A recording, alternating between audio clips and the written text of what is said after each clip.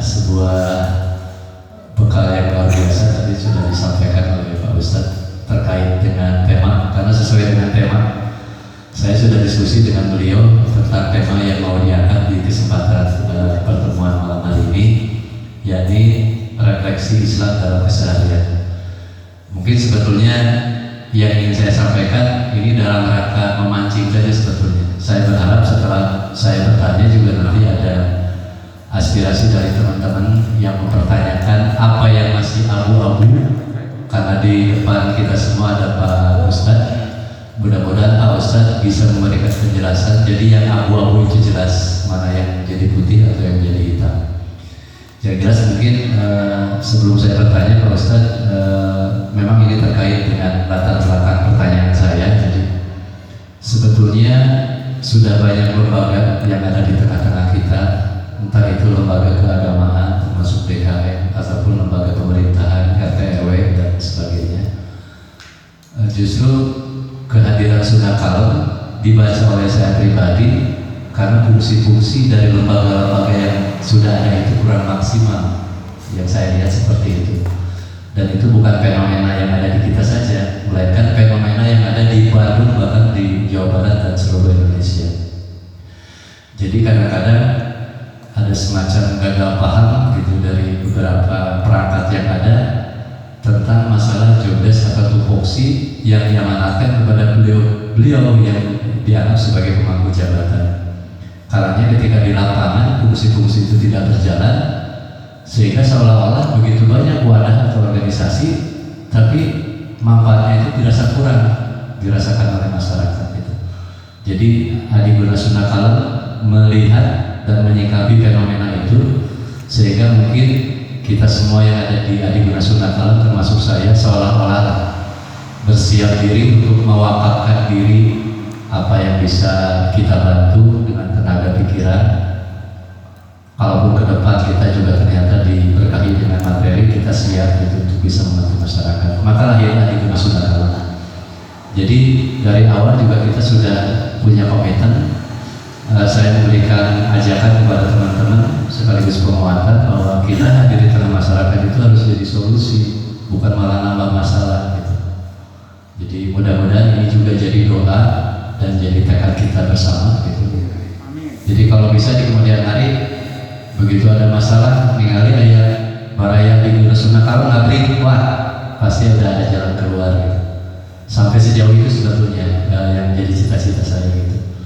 Jadi Adi Guna Sunnah Kalam itu hadir, yaitu karena itu tadi beberapa lembaga yang sudah ada dirasa perannya kurang maksimal.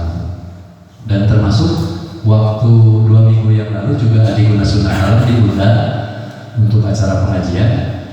Mungkin saya sampaikan kritik yang sama, ya. Kritik yang sama dalam arti kritik yang membangun. Saya mencoba membersihkan hati saya untuk segala macam tendensi saya hilangkan karena berangkat dari niat baik. Pertanyaan saya sama Ustaz, jadi mengapa masjid itu fungsi sosialnya nggak jalan? Itu yang selalu saya pertanyakan. Karena ini mungkin terkait dengan apa yang disampaikan oleh Ustaz tadi. Saya lihat hampir di mana-mana fungsi sosial masjid kurang jalan. Kenapa? Jadi seolah-olah ada sekat antara ibadah ritual dengan aplikasinya keseharian. Padahal kalau misalkan kita betul-betul mengaplikasikan konsep-konsep Islam, kayaknya sih bakal sulit dicari orang susah itu di antara kita. Kalau menurut hemat saya gitu. Jadi apa yang salah gitu? Persoalannya apa ini? Kenapa Islam yang kita yakini sebagai umatnya itu meyakini betul bahwa seluruh permasalahan itu ada jawabannya di Islam. Tapi kenapa untuk masalah yang sifatnya sosial ini baru satu poin, saya bicara sosial itu tidak ada gitu, tidak ada dampaknya gitu. Padahal harusnya kita yang punya ayat, kita yang punya aturan, kita yang punya banyak sumber hikmah di Islam itu tidak bisa menjawab tantangan itu. Kalau saya ini bicara umum saja sih ya, umum saja gitu. Jadi bukan hanya, bisa jadi di masjid ini juga seperti itu. Koreksi saya seperti itu sama saja. Coba sesekali mungkin ya yang ada di masjid memikirkan hal-hal sampai sejauh itu.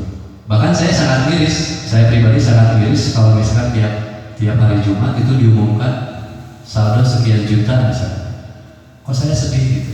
Kenapa harus ada saldo? Kalau menurut saya pribadi, kalau bisa tiap Jumat itu saldo nol. Kalau buat saya pribadi, karena itu menunjukkan bahwa fungsi masih jalan. Kenapa tidak masjid bisa menyelesaikan persoalan bank keliling misalnya yang menjerat permasalahan di tengah masyarakat? Kenapa enggak? Kalau misalkan ternyata masjid kurang berkenan untuk menyoroti permasalahan itu, adik guna sunnah kamu sendiri kok mikirin gitu. Nah, hal seperti itu mungkin Pak Ustadz. Jadi sebuah pertanyaan yang mudah-mudahan juga Pak Ustadz bisa merespon dengan memberikan gambaran kenapa ada fenomena seperti itu gitu. Karena terlalu banyak. Ada fenomena seperti itu, kenapa? Terlalu banyak. Padahal sebetulnya bisa saja tiap masjid itu ya membuat semacam lembaga keuangan umat gitu yang sebetulnya bisa membantu. Jadi ini juga saya tanyakan kepada Pak Ustadz, mudah-mudahan Pak Ustadz bisa meresponnya karena berangkat dari ketidaktahuan saya juga gitu. Makanya saya angkat isu ini dan itu menjadi bagian dari tema yang tadi disampaikan. Jadi terkait dengan masalah alat dan aplikasinya di keseharian. Itu mungkin Pak Ustadz, ini sekedar pengantar saja, mudah-mudahan juga nanti akan disambut di secara estafet oleh pertanyaan dari teman-teman.